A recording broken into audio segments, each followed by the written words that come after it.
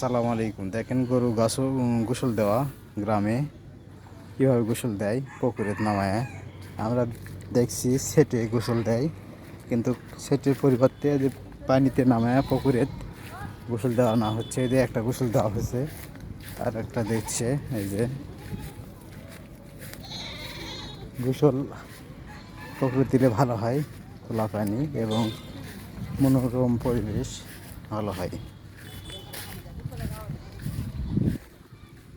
এই যে গোসল দিচ্ছে, এই যে একটা দেওয়া হয়ে গেছে।